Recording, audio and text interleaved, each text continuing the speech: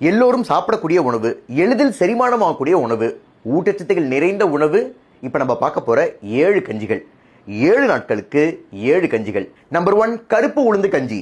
கருப்பு உளுந்துல எக்கச்சக்கமான ஊட்டச்சத்துக்கள் இருக்கிறதுனால இது ஒரு நியூட்ரியன்ட் பாம் அப்படின்னே சொல்லலாம். 100 கிராம் கருப்பு உளுந்துல 25 கிராம் புரோட்டீன் இருக்கு, 25 கிராம் ஃபைபர் இருக்கு. அயன், மெக்னீசியம், கால்சியம், பொட்டாசியம் மற்றும் விட்டமின் பி காம்ப்ளெக்ஸ் நிறைந்திருக்கு. நம்பர் 2, வெந்தய கஞ்சி. வெந்தயத்தை தண்ணீர்ல ஊற வைக்கும் போது ஒரு ஜெல்லு மாதிரி ஃபார்ம் ஆகிறதுக்கு காரணமே அதுல அதிகமா இருக்கிற கேலக்டோமனன் அப்படிங்கிற நார்ச்சத்து தான். அது மட்டும் இல்லாம வெந்தயத்துல இருக்கிற 4-ஹைட்ராக்சி ஐசோலூசின் அப்படிங்கிற அமினோ ஆசிட் இன்சுலின் உற்பத்தியை தூண்டுது. இது ரெண்டுமே ரத்தத்துல சர்க்கரை அளவை பராமரிக்க உதவுது. அதனால இத பிளட் சுகர் மேனேஜர் அப்படின்னு சொல்லலாம். நம்பர் 3, கருப்பு கவுனி கஞ்சி.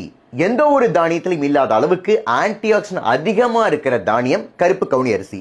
இதுல இருக்கிற ஆந்தோசைனின் அப்படிங்கிற ஆன்டி ஆக்சிடென்ட் நம்ம உடம்புல தேவையில்லாத ஃப்ரீ ராடிக்கல்ஸ் அழிச்சு ரணங்களை குறைக்கிறதுனால இந்த கருப்பு கவுனி அரிசியை ஆன்டி ஆக்சிடென்ட் பூஸ்டர் அப்படின்னு சொல்லலாம். நம்பர் 4, கேழ்வரகு கஞ்சி. 100 கிராம் கேழ்வரகுல கிட்டத்தட்ட 340 மில்லிகிராம் கால்சியம் இருக்கு.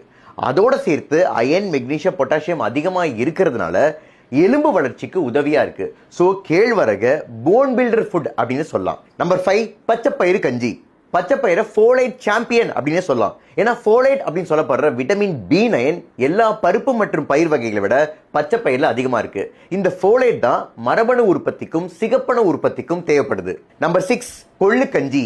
இளைத்தவனுக்கு எள்ளு, கொழுத்தவனுக்கு கொள்ளு அப்படிங்கிற பழமொழிக்கு ஏற்ப கொள்ளு பசியை கட்டுப்படுத்தி கொழுப்பை கரைக்கிறதுனால இது ஒரு ஃபேட் பர்னர் ஃபுட் அப்படின்னு சொல்லலாம்.